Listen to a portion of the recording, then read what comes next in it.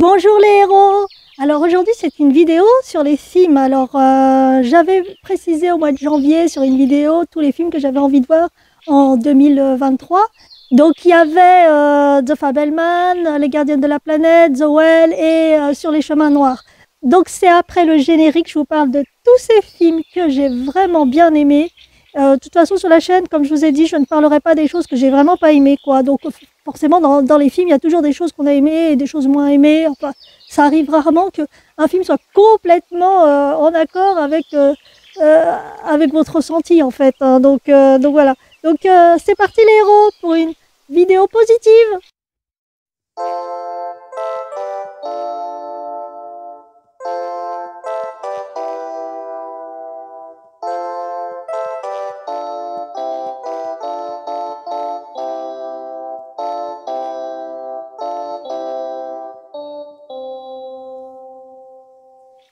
Alors j'ai vu tous ces films au cinéma de quartier qui s'appelle Jean Vigo et qui est vraiment un cinéma super choupinaire. Enfin moi je l'adore.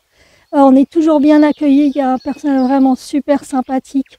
Vraiment, on peut même discuter après les séances parce que souvent c'est des gens qui sont du coin. Donc c'est vrai qu'après chaque film, on peut vraiment rencontrer des personnes pour discuter. Donc ça, c'est vraiment pas commun au cinéma, des grosses chaînes où c'est différent, les gens sortent et même s'ils sont tout seuls, ils vont pas rester là à discuter avec des gens qui sont tout seuls aussi. Donc alors ça peut aussi être des gens à plusieurs hein, qui viennent et puis on discute, comme ça a été le cas. Surtout après, sur les chemins noirs, comme j'allais voir Les Gardiennes de la Planète qui passaient 2 heures après, donc on a passé du temps à discuter sur ce film. Alors pour The Fabelmans, qui est, je le mets en premier parce que vraiment c'est le film qui m'a vraiment le plus plu sur la colorimétrie du film et tout un tas de choses. L'histoire m'a beaucoup plu. Et puis j'avais déjà entendu Spielberg parler de ce moment-là avec ce train qu'il avait quand il était enfant. Et je crois que c'était un interview dans les années 80, je crois 85 ou quelque chose comme ça. Je crois que c'est à la sortie de, même 86 peut-être, je sais plus, c'était à la sortie de La Couleur pourpre. Et justement, il racontait ce moment où il arrêtait pas de cogner son train, le faire dérailler, enfin voilà quoi, et son père en avait marre de le réparer. Et donc, effectivement, il avait décidé de filmer la scène pour pouvoir la remettre en boucle. Et ça, j'ai trouvé ça génial qu'on le voit dans ce film parce que c'est vraiment quelque chose qu'il a raconté et que je me rappelle très bien de cette interview. Et j'avais trouvé ça fascinant d'ailleurs. Je m'étais dit, ouais, c'est bien ça en fait, pour conserver un moment qu'on voudrait éternel en fait. Et donc le cinéma, c'est un peu ça, c'est conserver des choses sur pellicule parce qu'il tourne tout le temps en pellicule. Steven Spielberg, il tourne pas en numérique, enfin je crois pas. Hein. Et donc il a coécrit le scénario, ce qui est rare parce que je crois qu'il a coécrit que 2 scénarios dans sa vie. Je crois que c'était même dans les années 70, je pense que Le Rencontre du troisième type et peut-être un autre. Donc il l'a coécrit avec Tony Kushner qui travaille tout le temps avec lui. La musique, c'est toujours John Williams, qui est une musique beaucoup plus douce. Enfin, c'est pas le truc genre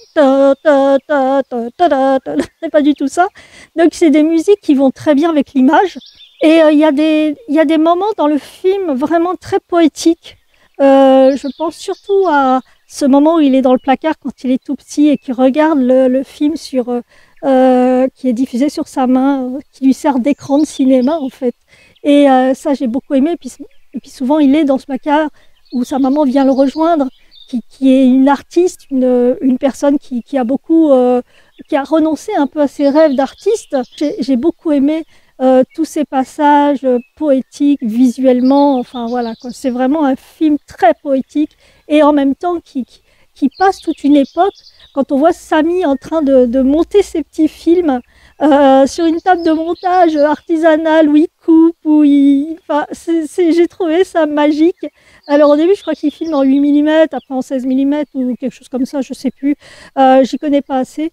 Donc voilà, c'est la caméra de son père. Alors son père est très cartésien, hein, donc pour lui, c'est un hobby. Hein. Le cinéma, ça peut pas être un métier. Lui, il travaille je crois, dans l'informatique ou quelque chose comme ça. Il a un salaire conséquent. D'ailleurs, il n'arrête pas d'embarquer sa famille puisqu'il déménage d'une boîte à l'autre.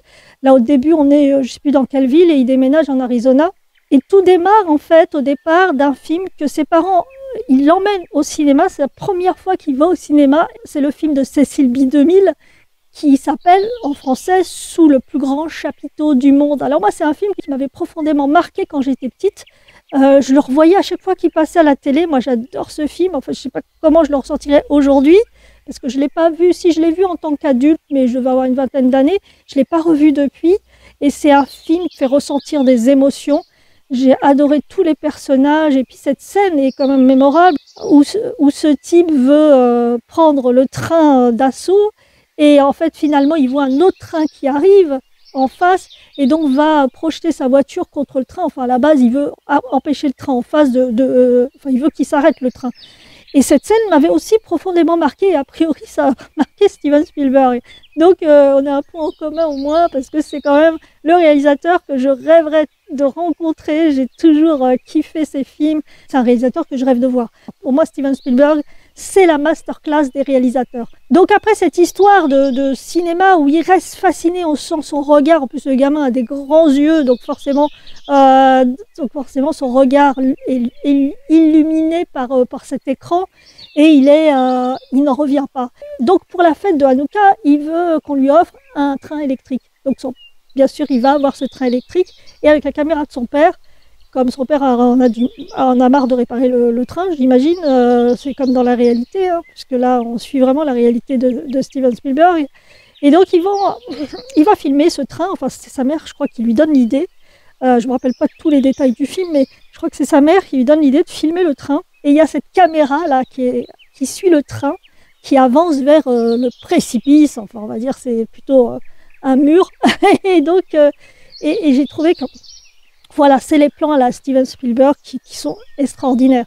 Donc il y a une phrase aussi que j'aime bien dans la bande-annonce: les films sont des rêves. Et c'est vrai que c'est ça. Moi, je trouve que je me suis beaucoup réfugiée dans le cinéma quand j'étais très jeune, parce que j'étais malade et je ne pouvais pas trop sortir. Donc c'est vrai que quand j'allais au cinéma, pour moi, c'était un moment exceptionnel, parce qu'on n'y allait pas souvent. Moi, j'ai le droit d'aller voir un film par mois à peu près. Et puis à la télé, dès qu'il y avait un film qui passait, c'était pour moi, je pouvais voir n'importe quoi, hein. C'était histoire de voir l'image. J'adorais le mouvement, je regardais beaucoup de choses, et je ne me rendais pas compte à l'époque que déjà j'étais centrée sur les mouvements de caméra, en fait. Donc inconsciemment. Et c'est vrai que le cinéma, voilà, ça permet de partir ailleurs, comme de lire un livre, hein, de toute façon, sauf que c'est pas la même lecture forcément. Alors le jeune Samy, devenu ado, continue à faire ses montages, enfin de créer ses films. D'ailleurs, moi j'ai adoré, c'est quand il est en Arizona avec ses potes, quand il fait cette fameuse scène de guerre où les gens sont complètement fascinés. Là, il a trouvé un système pour arriver à faire que les tirs des soldats soient vraiment captivants et soient un peu réels. Enfin bon, si on peut dire que les tirs dans les films sont réels. Donc voilà, c'est déjà, il est dans le mouvement de la caméra. Il leur dit passez derrière. Enfin, les mecs sont morts sur un côté, et donc comme il faut qu'ils suivent le soldat qui est le seul survivant de l'autre côté, et il faut montrer qu'il y a énormément de soldats partout. Donc quand il avance avec sa caméra et qu'il suit le soldat, les autres là qui étaient morts de ce côté passent derrière lui en courant et vont se mettre de l'autre côté pour que quand le soldat arrive, on voit encore plein de morts, quoi, pour donner cette amplitude à la scène. Donc voilà, c'est déjà, il est en ado, il est déjà comme ça, hein, le petit Samy. Alors pour les acteurs, il y a Paul Dano qui joue le papa de Samy. Alors on se souvient de lui dans Little Miss Sunshine. Il a fait une apparition aussi dans 12 ans d'esclavage. Il est pas du tout sympa dans ce film, mais bon, il a beaucoup joué des films où il est pas sympa. Il a déjà joué dans La Dernière Piste avec Michelle Williams, là, qui joue la mère de Samy, donc sa femme. Et donc elle vient de la série Dawson, mais elle a fait beaucoup de choses. Elle a joué dans Brokeback Mountain, enfin elle a joué dans plein de films, hein. C'est une actrice, pour les gens qui aiment les comics. Il y a Venom aussi, je crois qu'elle est dedans. Donc voilà, donc moi j'aime beaucoup cette actrice, hein. Alors Samy, il est joué par Gabriel Labelle. Alors, je crois que je ne l'ai jamais vu nulle part, hein, mais franchement, c'est un bon acteur en devenir, ça c'est sûr, hein, parce que vraiment, il a vraiment du talent. Alors, il y a aussi Seth Rogen, c'est Benny, que j'ai pas reconnu, hein. Franchement, lui, je l'ai vraiment pas reconnu. Il joue dans 40 ans, toujours puceau, et là, vraiment, je l'ai pas reconnu du tout, hein. C'est assez impressionnant. D'ailleurs, il a joué dans le mec qui filme la Sextape dans Pam et Tommy, la mini-série de Disney+. Et ce qui est marrant dans le film, justement, c'est que... Enfin, ce qui est marrant, façon de parler, c'est que quand il filme Sammy, il voit réellement ce qui se passe. C'est-à-dire qu'on a l'impression que quand il est derrière la caméra, c'est plus clair que quand il est à regarder les gens comme ça. Il y a un moment, il y a un pique-nique de la famille, tout se passe bien. Il y a quand même... Puis à un moment, sa maman commence à danser. D'ailleurs, il y a une lumière qui est derrière, donc on voit un peu ses jambes à travers sa chemise de nuit. Et d'ailleurs, la sœur est très gênée de ça. Mais bon, voilà, lui, il filme et tout. Et donc, quand il rentre, quelques jours après, la mère de Sammy a perdu sa maman. Donc son père vient dans sa chambre et lui dit écoute, monte le film sur le camping pour enfin ce fameux pique-nique camping hein, pour remonter le moral à ta maman. Et lui au départ il veut pas trop, il a rien à faire, lui il veut faire son petit truc de guerre, son petit film. Et donc il finit par le faire. Et quand il regarde la caméra, quand il revoit les images qu'il a prises, il voit quelque chose qu'il ne voyait pas dans le réel, au moment où il filmait. Et j'ai trouvé ça vraiment très bien de souligner ça. C'est que c'est vrai qu'il est plus réceptif après en ayant filmé quelque chose que pendant il ne voit pas certaines choses. J'ai trouvé ça vraiment super. Et justement, il y a ce drame familial qui s'opère sous ses yeux sur la table de montage. Il voit donc sa mère qui est très triste. Son père, à un moment, la porte dans ses bras et elle a ce regard vraiment qu'elle pose sur la caméra et qui est vraiment très triste. On sent que c'est une femme malheureuse parce que je dis pas qu'elle n'aime pas sa vie. Elle a des choses qu'elle aime dans sa vie, mais le problème c'est qu'elle a dû renoncer un peu à ses rêves. Et puis c'est une artiste un peu dans son cosmos. Et là, il s'aperçoit que sa mère et l'ami qui est toujours là hein, chez eux ont un sentiment l'un envers l'autre.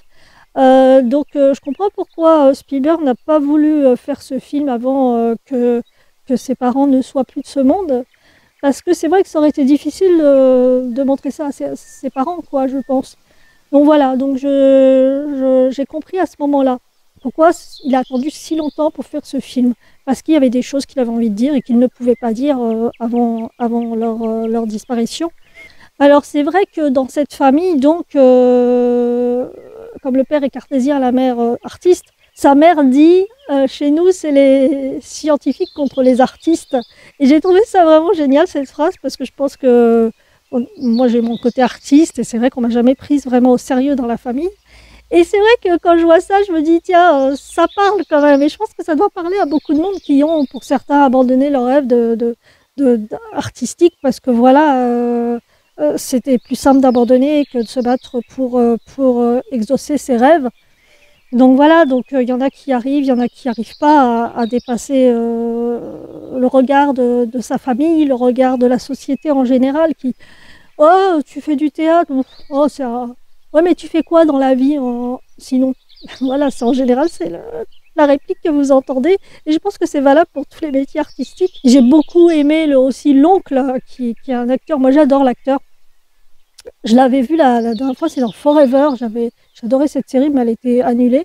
Alors cet oncle lui dit qu'il sera toujours tiraillé entre la famille et l'art. Donc voilà, lui, il a choisi son chemin. Et il est un peu le paria de la famille, en fait.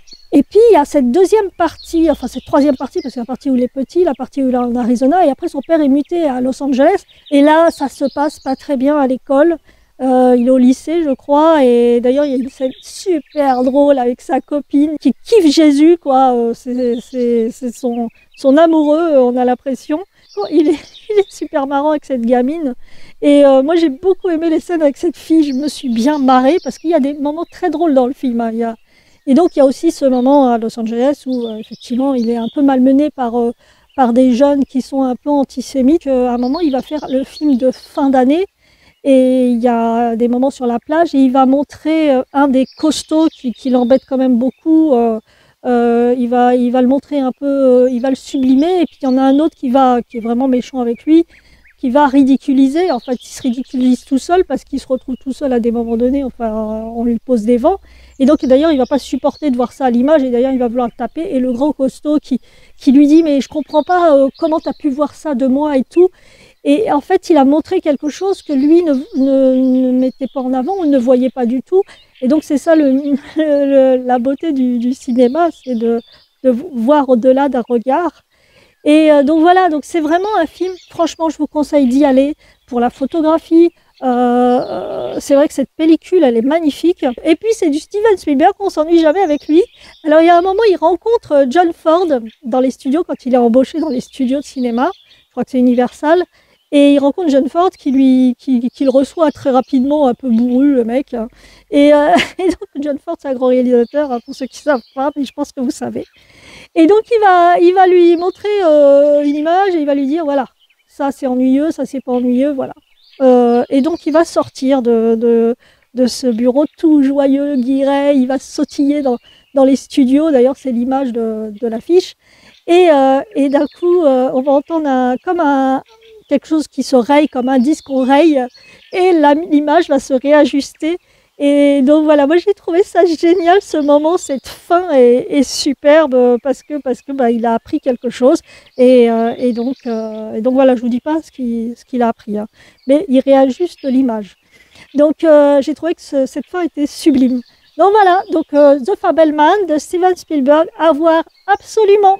Maintenant, je vais vous parler du film Sur les chemins noirs, un film de Denis Imbert, d'après le roman, enfin le livre de Sylvain Tesson, parce que c'est pas vraiment un roman, puisque c'est des pensées, c'est le vécu, c'est une biographie, enfin une autobiographie, on va dire.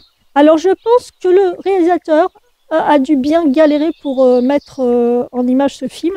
Je crois que les producteurs ne devaient pas être très chauds, parce que c'est vrai qu'on n'en voit jamais des films de ce genre-là où une personne va solitaire, va passer d'un endroit à l'autre. Là, il traverse toute la France. Il fait la diagonale du vide, c'est comme ça qu'on l'appelle, par rapport à des cartes IGN, c'est l'armée, hein, je ne sais pas, je ne connais pas assez. Alors IGN, Institut Géographique National, hein, ça veut dire ça.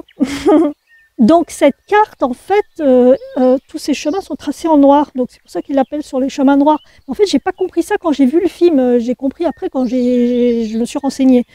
Moi, j'ai plutôt compris que les chemins noirs, c'était les chemins de traverse, les chemins où tu pouvais te perdre, où tu pouvais passer tu pouvais découvrir le vrai pays, la vraie France, en fait. En fait, il part du bas de la France, dans le Mercantour, pour aller dans le nord, dans le Cotentin. Alors, il s'arrête sur la plage du Nez de Jaubourg. Je ne sais pas si ça se dit comme ça, je ne sais plus trop. Enfin bon, il est sur une plage du Cotentin à l'extrême nord de la France, donc à côté de Cherbourg. Ça a été tourné dans le Cantal, en Auvergne. Alors dans le Cantal, je crois qu'il a passé 5 jours. En fait, moi, j'ai aimé le film, j'ai aimé le voyage. Alors, j'ai pas du tout accroché sur le personnage de Jean Dujardin, qui s'appelle Pierre dans le film. Donc Pierre, je l'ai trouvé pas sympathique du tout. À un moment, il arrive dans un village, c'est au début, hein, parce que je crois que j'ai noté un peu au kilomètre 138, il arrive dans un village, et donc il boit un verre, hein, je sais plus, il mange, je sais plus, et il y a un monsieur à côté de lui qui lui dit ouais, je vous reconnais, genre, il l'a vu à la télé, puisque c'est un auteur connu. Donc ce monsieur va le reconnaître et va lui poser une question, et lui, il va à peine répondre. Et j'ai trouvé ça vraiment pas sympa. J'ai trouvé qu'il n'était pas du tout en harmonie avec les gens. C'est-à-dire qu'il dit dans beaucoup de textes qu'il lit du livre de Sylvain Tesson, il y a ses pensées qui défilent, et il dit que voilà, il veut se perdre, il veut voir la France profonde, il veut voir les gens, les vrais gens, enfin, il y a tout un tas de choses. Mais quand il rencontre ce monsieur au début du périple, hein, parce qu'il a 130 et 38 km, hein, je vous ai dit, bah, il n'est pas du tout réceptif au contact, à avoir une discussion avec des gens, lui demander, moi je lui aurais demandé, ouais, mais comment vous vivez ici, qu'est-ce que vous faites, enfin, voilà, j'aurais posé plein de questions, et lui, pas du tout. Il fuit un peu le dialogue. Donc j'avais vraiment parlé de ce film au mois de janvier parce que déjà c'est un personnage qui a un grave accident, qui va passer 6 mois, 1 an à l'hôpital, à se rééduquer. Et donc je me suis dit, waouh, super, un film qui va parler d'un homme qui va réussir à se relever de son handicap et qui va parcourir la France à pied. Sauf que dans le jeu, moi j'étais plutôt surprise parce que On n'est pas sur des Christian Bale qui va prendre 30 kilos pour pouvoir jouer un rôle. Là, les prises de vue, il y a beaucoup de prises de vue qui sont prises de derrière. Donc on voit bien le popotin de Jean Dujardin et il est quand même bien gaulé. Donc forcément, on n'y croit pas trop que le mec il sort d'un an de convalescence. Parce que normalement, ses jambes devraient être très très maigres. Et ça, je trouve que c'est dommage qu'on ne le montre pas dans le film, qu'il n'y a pas eu cet investissement de l'acteur pour vraiment ressembler à quelqu'un qui est malade et progressivement, ses jambes vont prendre de l'ampleur et puis voilà, à force de marcher, il va faire 1300 km, je crois, un truc comme ça, 1100 km, je ne sais plus. Et donc, effectivement, on aurait dû voir l'évolution. Or, au début, il est pareil qu'à la fin, physiquement. Bon, à part la balafre qui prouve qu'il a eu un accident, au début, il marche difficilement, il a beaucoup de mal à avancer. On le voit beaucoup souffrir au début de son périple, sur les 500 premiers kilomètres même, ou les 600 même. Mais ça va trop vite parce qu'il y a un moment où il est même pas à 400 km, il descend des sortes de cailloux très très plats et donc en fait il va très vite. Il glisse, il se rattrape et il a un sacré déhanché qui ne pourrait pas être si vraiment il avait ces problèmes-là, parce qu'à un moment on voit sa cicatrice de haut en bas de sa colonne vertébrale et effectivement je pense que le déhanché, c'est même pas la peine de compter dessus, hein. Et donc je trouve qu'il fait pas assez malade. Je dis pas qu'il faut montrer « je suis trop malade » et tout, mais dans le jeu, c'est vrai qu'il aurait dû vraiment montrer ce corps qui est en tension, qui est pas du tout souple, tout ça. Et là, on le voit pas du tout. Donc c'est un peu le reproche que je ferais au film, c'est que c'est pas assez réaliste sur le handicap de Pierre.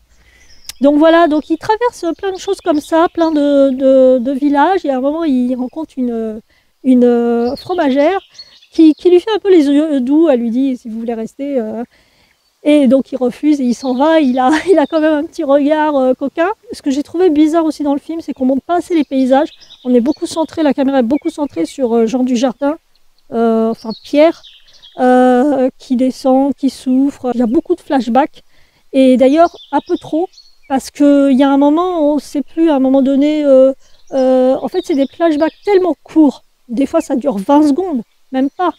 Et tout de suite, on est revenu à la réalité. J'ai trouvé ça un peu dommage parce qu'effectivement, les flashbacks, je les ai trouvés trop courts, trop disséminés dans tout...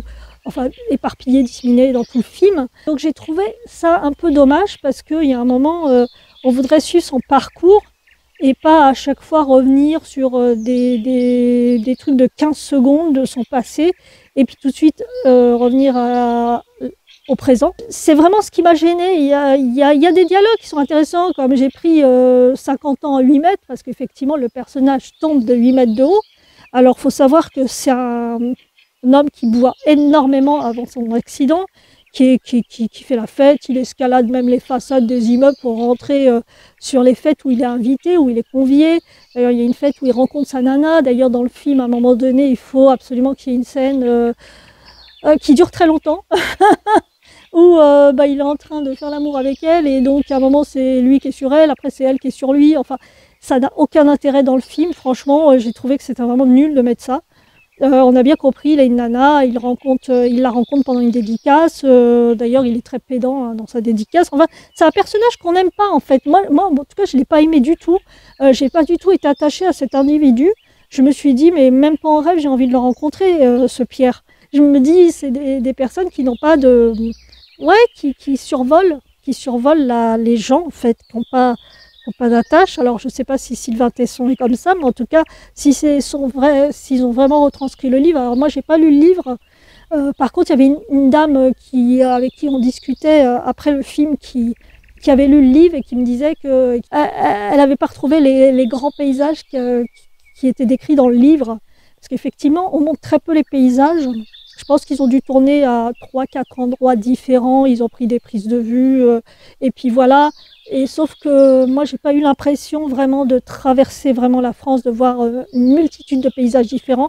Et surtout, la caméra était centrée sur le personnage de Pierre, donc ça, c'était dommage, parce que il regardait, mais nous, on voyait pas ce qu'il voyait en fait.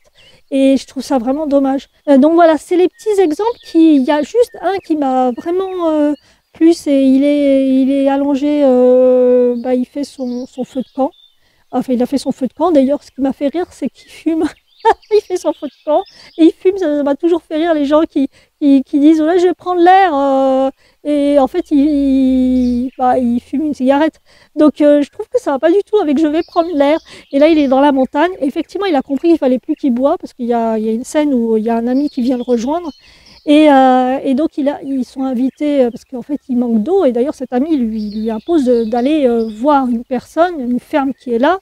Et là, on sent que lui, il n'a pas envie, mais son ami qui a fait des voyages en Sibérie avec lui le pousse un peu. Et donc, ils vont parler avec ce fermier. Et là, on apprend vraiment que la vie, que c'est dur, qu'il y a un désert médical, qu'ils ne peuvent pas être soignés comme il faudrait. Enfin, c'est vraiment la galère, que les commerces partent et tout.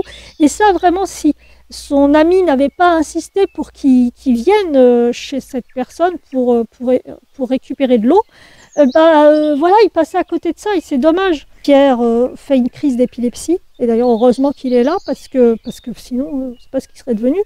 Donc voilà, il le ramène à l'hôpital et à l'hôpital on lui dit non mais il faut arrêter quoi, en plus il prend pas ses médicaments le mec.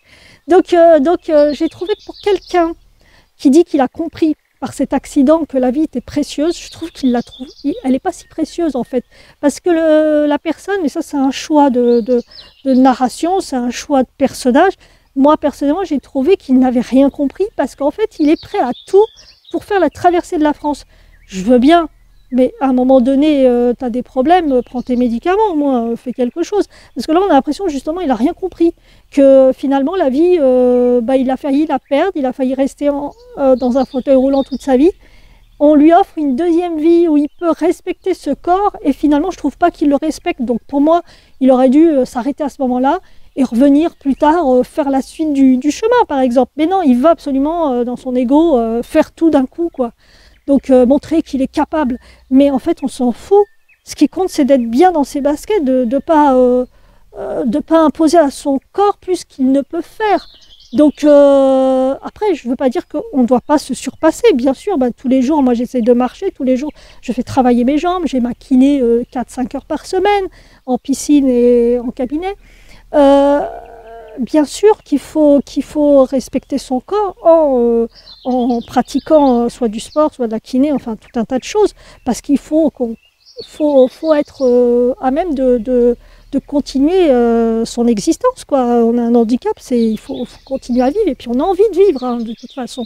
Mais il faut toujours pas perdre de vue qu'il y a un moment, si ton corps il est complètement HS à ce moment-là, laisse-lui le temps de se reposer et reprend un peu plus tard.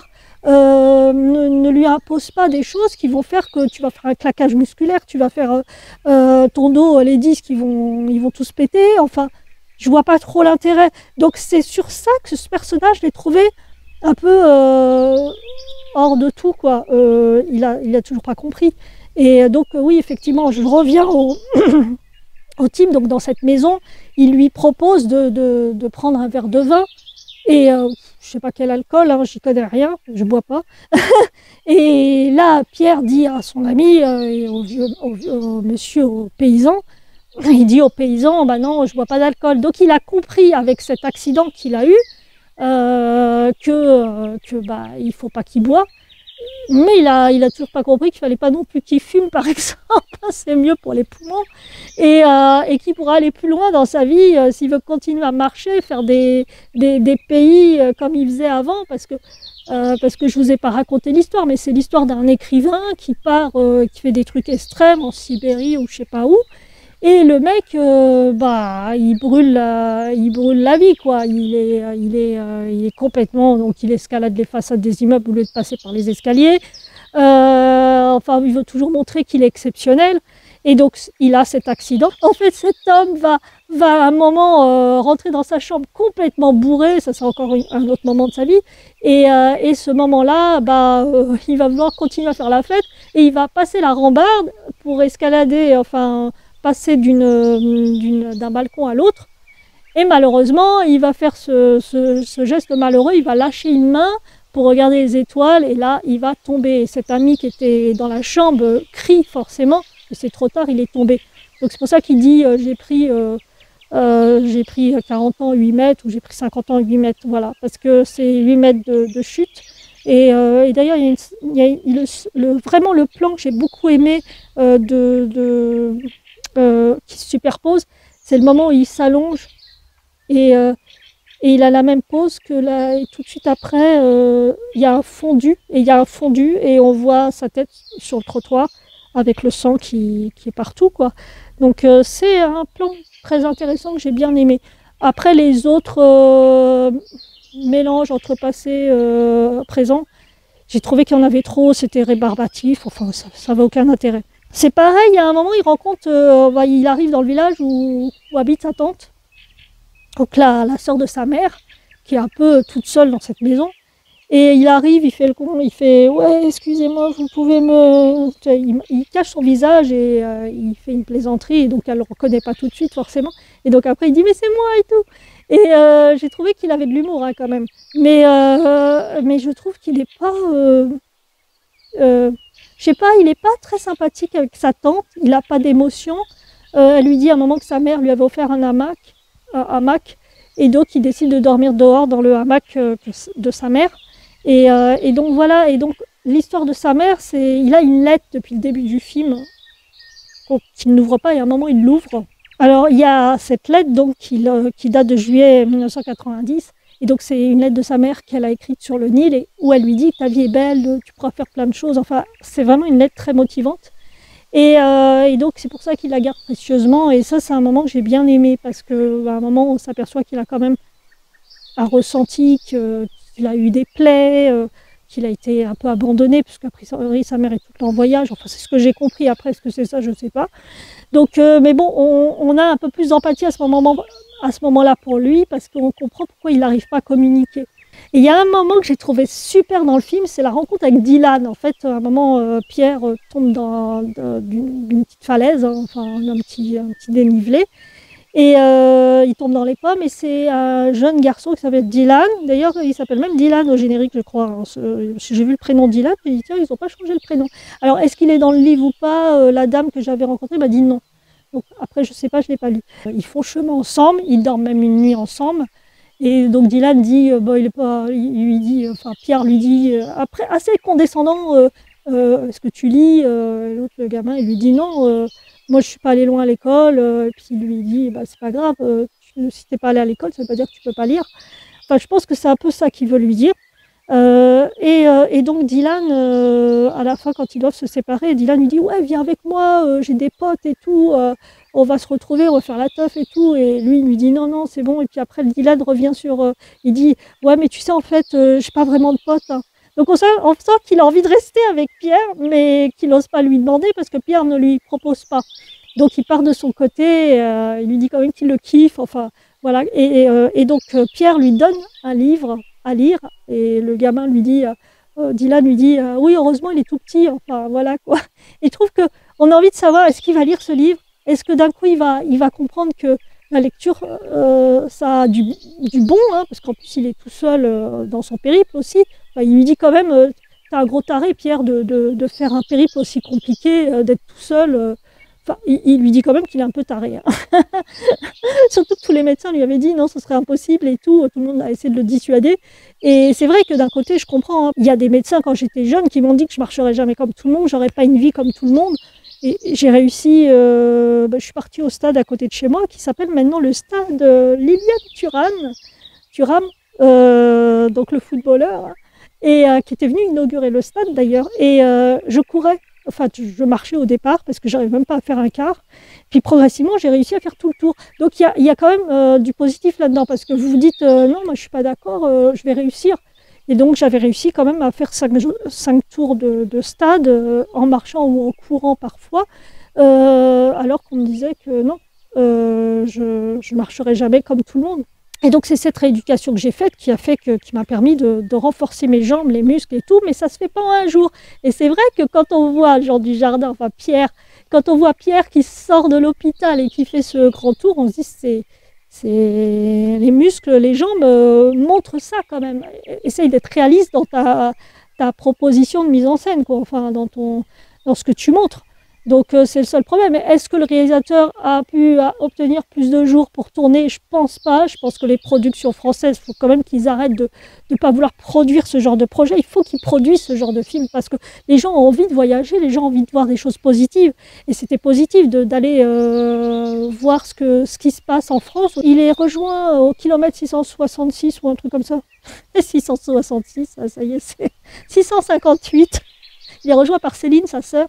D'ailleurs, qui lui explique qu'ils ont beaucoup souffert parce qu'à chaque fois, il n'était jamais là. Ils avaient peur pour lui à chaque fois parce qu'il partait, il faisait des trucs extrêmes. Enfin, il était complètement dans son univers. Donc, en fait, les autres qui vivent et qui l'aiment souffraient beaucoup de tout ça parce qu'ils avaient peur pour lui. Et elle disait, un jour, on aurait reçu un coup de téléphone où on aurait dit que t'es mort, quoi. Et donc, je pense qu'il ne s'attendait pas à ce qu'il se casse la tête d'un immeuble qui tombe. Ouais, parce que la scène, je pense que normalement c'est Paris, mais cette séquence a été tournée à Vichy, parce qu'il y a des façades d'immeubles a priori qui ressemblent haussmanniennes et tout. Donc c'est là qu'ils ont tourné la séquence en fait de la chute. Enfin, je ne sais pas si c'est la séquence de la chute qu'ils ont filmée là, ou la séquence où il escalade l'immeuble pour aller voir ses amis qui font la teuf quelques étages plus haut.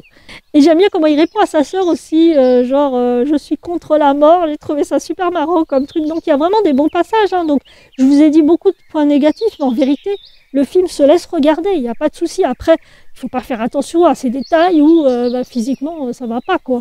Alors c'est juste, alors là, le passage où on voit le flashback de la chute, c'est après il est en train de prendre une barque sur la Loire, il est déjà à ce niveau-là, donc à 800 km 834 ou peut-être plus. Et puis voilà, il y a ce final devant, on voit le Mont Saint-Michel, et puis il remonte. Bon, après c'est Mont Saint-Michel et tout de suite il y a la plage où il arrive dans le Cotentin tout en haut. Et je trouve dommage parce que c'est vrai que c'est une image, on monte le Mont Saint-Michel, basta. C'est ça que je reprocherais au film, c'est qu'en fait les paysages sont juste une toile de fond, c'est même pas un personnage à part entière. Et moi, je m'attendais à voir un personnage. Le paysage serait un objet très très important du scénario. Et j'ai trouvé que c'était assez furtif, souvent, sur ces images-là. Et donc, le Mont Saint-Michel, on le montre juste pour montrer le Mont Saint-Michel, qu'il est arrivé là. Et puis après, il est sur la plage qui est assez grise, il fait moche et tout.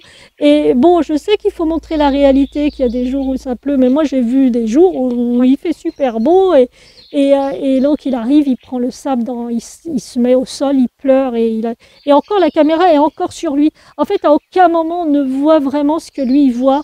Et ça, c'est dommage, ça se termine comme ça. Et moi, je pense que ce qui aurait été bien, c'est de terminer sur l'image de cette profondeur, cet horizon, comme Spielberg qui change l'horizon. Ça aurait été bien de finir là-dessus et pas sur le visage de Pierre. Pour moi, c'était important de montrer que ce qui le guérit, c'est pas seulement de s'être prouvé à lui-même qu'il était capable de faire 1300 km, hein, mais que c'est ce qu'il voit qui le guérit, qui le guérit de son passé. Je pense que c'est ça qu'il fallait montrer, mais bon, après, chacun fait comme il veut. C'est le choix du réalisateur d'avoir centré beaucoup la caméra sur le personnage. Donc voilà, mais sinon c'est un film vraiment qui se laisse regarder.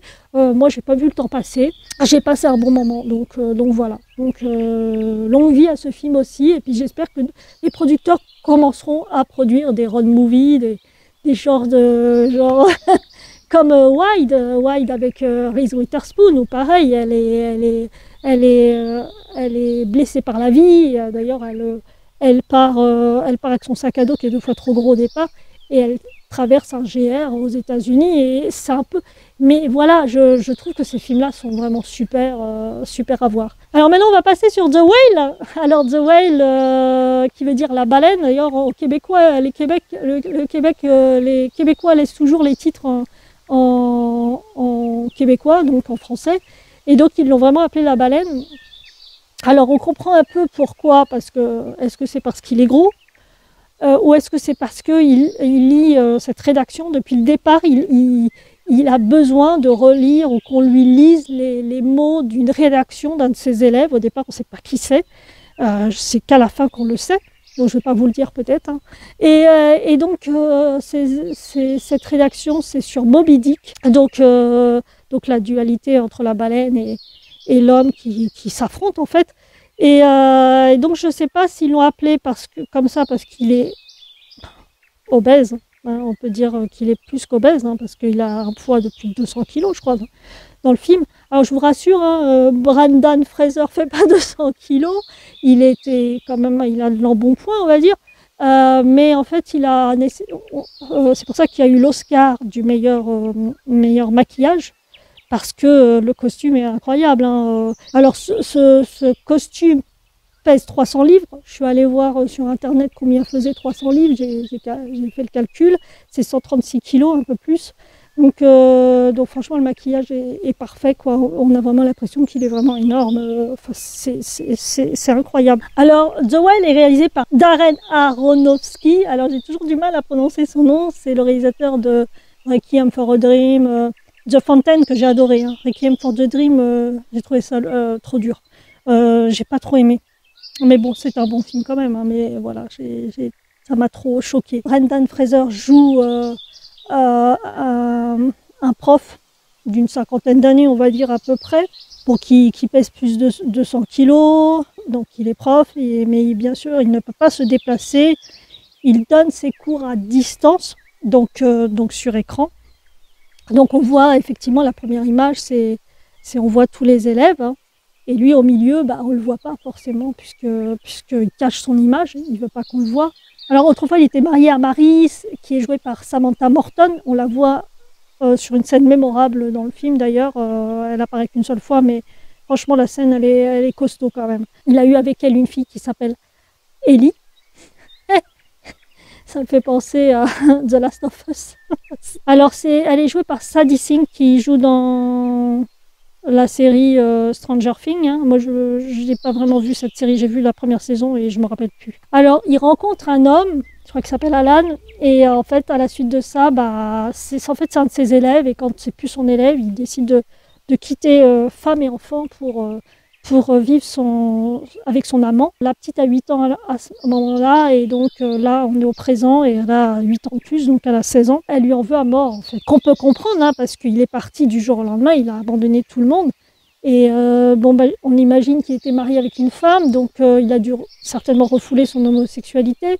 Et on comprend quand même que il a tout fait valdinguer. Il a décidé de vivre avec son amant, et bon, c'est vrai que d'un côté c'est pas normal de partir et de laisser sa famille, mais en même temps il pouvait pas aller au-delà de ses forces, quoi. Il avait besoin de vivre cet amour, donc voilà. Sauf que plus tard cet homme s'est suicidé, et donc de là il a sombré dans une dépression morbide. Alors il est victime du syndrome d'hyperphagie boulimique, ou je sais pas comment ça s'appelle exactement, mais bon, en fait il n'arrête pas de manger, quoi. Mais en fait, il n'arrive pas, c'est compulsif, c'est terrible. D'ailleurs, il y a une scène où il attrape sa pizza, il prend un morceau sur un autre morceau. Enfin, c'est terrible, quoi, ce moment-là. Enfin, moi, j'ai vraiment aimé ce film, parce que ça décrit la lente descente aux enfers. On comprend ce que ressent le personnage. En plus, Brendan Fraser est vraiment habité par ce personnage.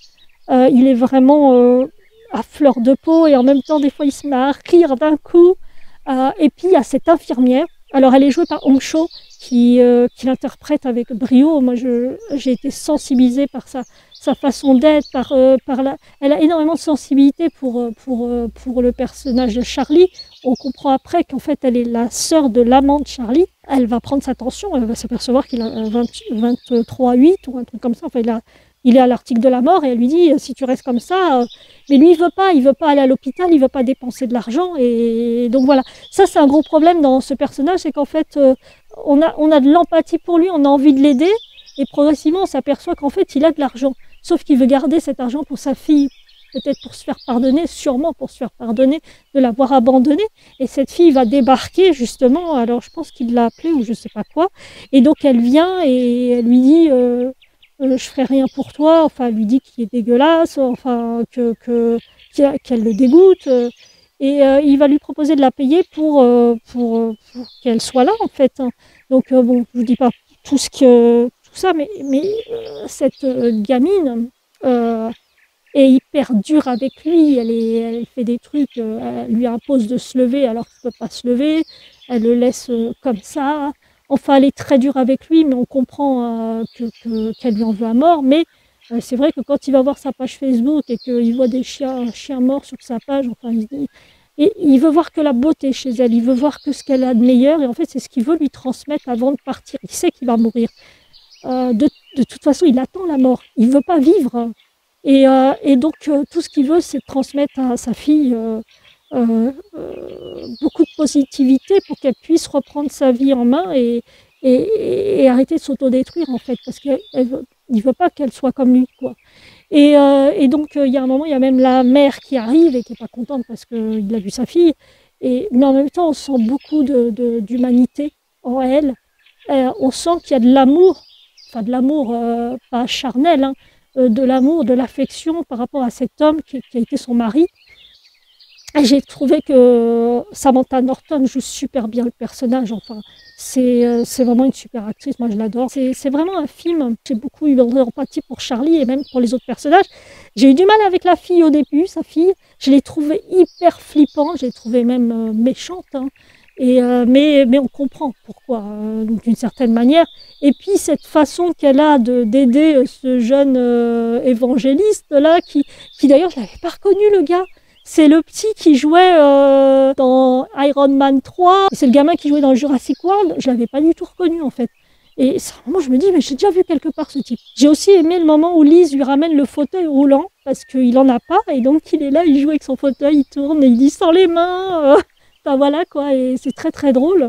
Et j'ai bien aimé aussi l'histoire avec le livreur de pizza qui, à chaque fois, passe devant la fenêtre. On voit toujours en second plan quelqu'un qui passe devant la fenêtre et à chaque fois on se demande qui c'est et ça met du temps avant de frapper d'ailleurs. C'est Dan, le livreur, qui veut savoir qui il est et tout, qui lui demande son prénom et tout. Enfin, il dit ouais, moi je m'appelle Dan et vous à travers la porte, hein, tout ça parce que forcément il veut pas, il dit l'argent est dans la boîte aux lettres. Et donc à un moment il attend qu'il parte et donc il sort Charlie et là le Dan est là et il est horrifié et il s'en va en courant, quoi. Donc c'est vraiment je crois que beaucoup ont une réaction de dégoût quand ils voient une personne, parce que là, c'est une obésité tellement importante que moi, j'en ai jamais vu comme ça. J'en ai vu j'ai vu des gens obèses, hein, quand je suis à l'hôpital, maison de repos, tout ça, j'en ai vu des personnes obèses. Mais c'est vrai que là, c'est vraiment très impressionnant. Mais en même temps, c'est vrai que je vois souvent, par exemple, quand je vais en cure, il y a une personne obèse et tout le monde la regarde. Quand elle vient dans la piscine, tout le monde la regarde. Je trouve ça vraiment malaisant. Mais bon, les gens ont cette curiosité et en même temps, ils sont dans le jugement et souvent c'est le cas dans la maladie, les gens sont dans le jugement, alors que la personne, si elle en est à ce point-là, si elle est obèse, c'est pas seulement parce qu'elle mange, hein, c'est souvent parce qu'il y a un problème psychologique, problème hormonal, enfin ça peut être un des deux, hein, donc, ou même les deux en même temps. Arrêtez de juger les gens qui ont des problèmes physiques, hein. J'ai bien aimé aussi la séquence où Samantha Morton lui dit, sa femme lui dit, enfin son ex-femme lui dit t'es trop positif et lui il répond bah ça équilibre en disant elle est pas du tout, quoi. Et puis tout de suite après il y a un moment où elle vient et elle colle son oreille contre le cœur de Charlie et c'est un moment très tendre. J'ai beaucoup aimé ce moment très paisible où on sent que il y a une réconciliation entre eux. Donc, j'ai bien aimé aussi Lise quand elle lui dit je vais te poignarder. Enfin, j'ai vu avec son couteau là, et l'autre il lui dit j'ai trop de graisse, t'atteindras jamais un organe vital. J'ai bien aimé parce qu'il a vraiment de l'humour en plus, Charlie, quoi. Dans son état, il est toujours à ce côté coquin, ce côté. On sent que c'est quelqu'un qui avait envie de vivre, mais que la vie l'a pas épargné, c'est tout. Donc voilà, il décide de mourir. Et j'ai bien aimé à la fin, quand il envoie à ses élèves, parce qu'il sait qu'il n'en a plus pour longtemps, il envoie à ses élèves un mail en disant je me fous de vos textes. Enfin, voilà, parce que depuis le début, il lui dit soyez vous-même, soyez sincère dans votre écrit, enfin voilà, quoi. Et donc il envoie ça, et après il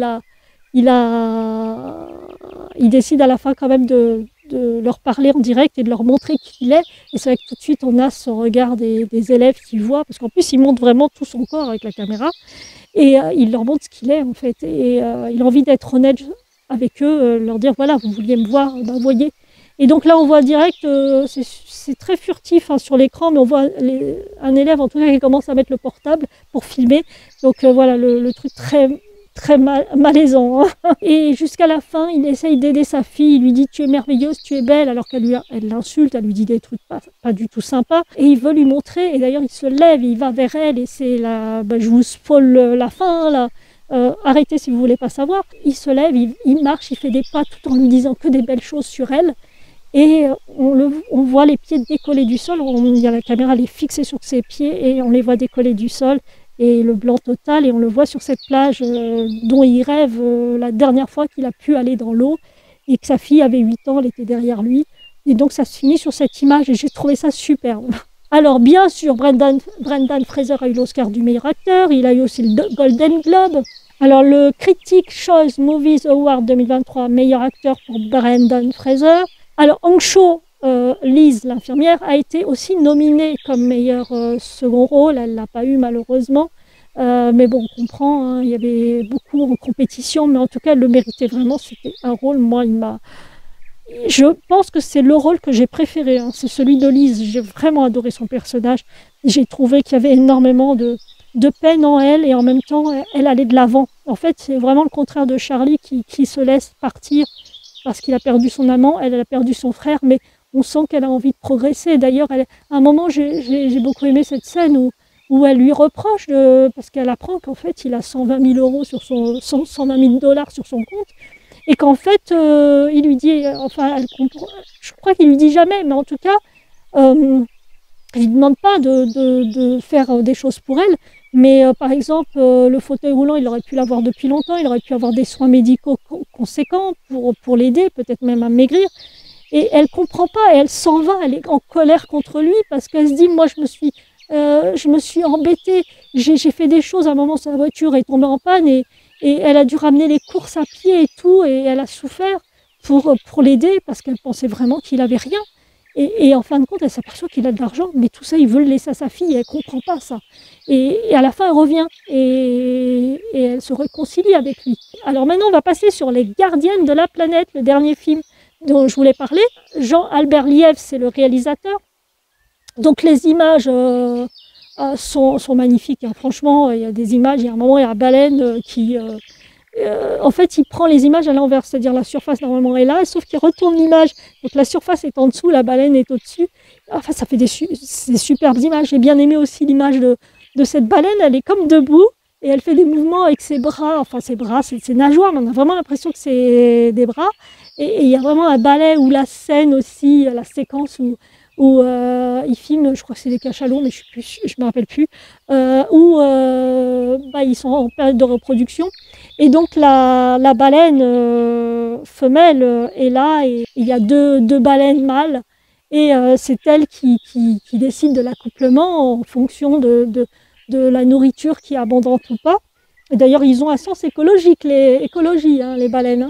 Donc la reproduction est magnifique, il y a cette danse. D'ailleurs, les baleines s'enlacent, on sent leurs nageoires qui passent comme ça. Enfin, franchement, c'est vraiment magnifique.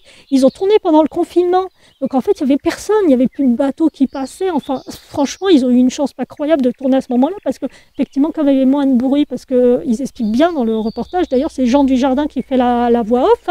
Ils expliquent bien que elles ont un réseau connecté sous l'eau, c'est-à-dire qu'elles communiquent entre elles sur parfois des milliers de kilomètres, elles communiquent. Donc ça, c'est génial. Et en fait, ils expliquent aussi qu'elles se nourrissent, elles rejettent à la surface des nutriments. Alors ces nutriments contiennent de l'azote, du fer et du phosphore, je crois, un truc comme ça. Alors tout ça va stimuler le phytoplancton et les algues sous-marines, absorbant le carbone de l'atmosphère par photosynthèse. Alors grâce aux baleines, le carbone est séquestré quand elles ingèrent ces organismes. Par exemple, un arbre n'absorbe pas autant de carbone qu'une baleine.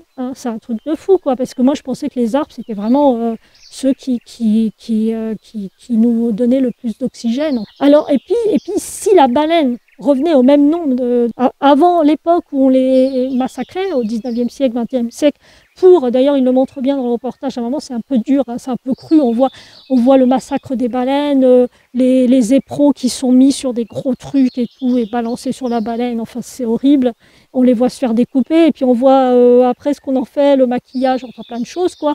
C'est terrible ce moment-là. Mais c'est vrai que si on revenait à l'époque, au même nombre de baleines qu'il y avait avant le massacre des baleines, il y aurait plus de problèmes. Enfin, il y aurait moins de problèmes environnementaux, en fait. Enfin, ces baleines, elles enfermeraient assez de CO2 pour que des problèmes climatiques de la planète ne soient plus un problème majeur. Alors, ils expliquent aussi qu'elles ont quitté la terre ferme il y a 55 millions d'années. Ça fait beaucoup, hein, c'est plus près quand même que les dinosaures qui ont disparu il y a 65 millions d'années, je crois. Donc, elles ont commencé à aller dans l'eau, et donc c'est pour ça que c'est des mammifères, c'est pas du tout des poissons en fait, hein. Donc les cétacés sont des animaux qui respirent à la surface, donc ils reviennent à la surface pour respirer. Alors ils expliquent aussi qu'il y a le cachalot, lui, il est capable de faire 3000 mètres en plongée, en apnée, hein. Vous imaginez le truc, quoi. Puis la pression de l'eau, ça doit être quelque chose quand même. Alors, ça a été tourné à Tahiti, au Mexique, au Chili, en Antarctique, en Arctique. J'ai bien aimé ce son des icebergs. On entend le son des icebergs qui craquent. Ça, j'ai beaucoup aimé et c'est très, très beau. J'ai bien aimé, bien sûr, le chant des baleines, hein. À un moment, j'ai même entendu un claqueur. Vous savez, dans The Last of Us, j'ai entendu le même son, en fait. Je suis complètement barrée, en fait. Et il y a des images magnifiques, comme je vous ai dit, mais il y a une image qui m'a particulièrement marquée, c'est qu'en fait, parce qu'en fait, il parle de la profondeur des océans et qu'en dessous, il y a des canyons, enfin, que c'est des montagnes qui sont bien plus grandes que même le mont Everest. Et en fait, à un moment, on voit la baleine qui flotte il y a une montagne au premier plan, il y a le ciel, et on voit la baleine qui passe derrière et tout. J'ai trouvé ça génial, la baleine qui passe derrière, j'ai trouvé ça vraiment génial, quoi. J'ai trouvé que c'est une image assez surréaliste, quoi. Donc j'ai beaucoup aimé qu'elle pourrait se balader, voilà, qu'en dessous c'est pareil qu'au-dessus, quoi. Sauf que c'est pas les mêmes plantes, hein, forcément, ni les mêmes montagnes, mais ça pourrait être.